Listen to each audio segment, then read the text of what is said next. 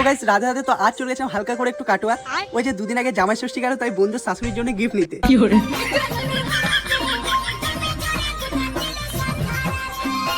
তো চলো ঘটনাটা প্রথম থেকে বলি। তো গাইস আজ যাবো একটু কাটোয়া, তাই আগের দিন রাতে দুটো ফ্লাইটের টিকিট কেটে নিই।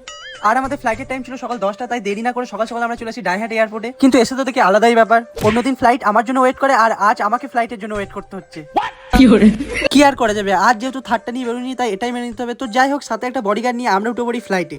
আর কিছুক্ষণের মধ্যেই ফ্লাইটটা এয়ারপোর্ট ছেড়ে উঠতে শুরু করে দেয়, না মানে চলতে শুরু করে দেয়।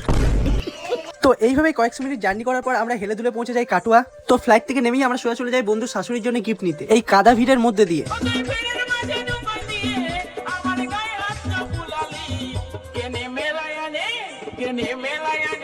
তো যাই হোক, অনেকক্ষণ জার্নি করার পর এদিক ওদিক হাঁটতে হাঁটতে আমরা চলে আসি একটা সবজির না মানে গিফটের দোকানে। তো কি দেবো ভেবে পাচ্ছিলাম, তাই বন্ধু শাশুড়ির জন্য কয়েকটা স্টাডি টেবিল দেখতে শুরু করে দিই।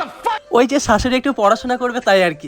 তো যাই হোক, কয়েক হাজার টেবিল দেখার পর অবশেষে এই দুটো পছন্দ হলো, তাই আমরা ওই দুটো নিয়ে চলে আসি। তো তোমরাও চাইলে এখান থেকে জিনিস নিতে পারো অনেক কম দামে। এখানে স্কুল কলেজের পাশে জন্মদিন, বিয়ে বাড়ি, শ্রাদ্ধ বাড়ি সবকিছুরই গিফট পাওয়া যায় বাজারের তুলনায় অন্যান্য দোকানের চেয়ে অনেক কম দাম। তোমরাও চাইলে এখান থেকে জিনিস নিতে পারো। আর এর লোকেশনটা হলো কাটোয়া বাস স্ট্যান্ড সামনাসামনি ডান দিকে যে বিল্ডিংটা আছে তার দুতলার ভেতরে। তো ভিডিওটা এখানে শেষ করছি, চলো বাই, দেখাচ্ছে নেক্সট ভিডিও।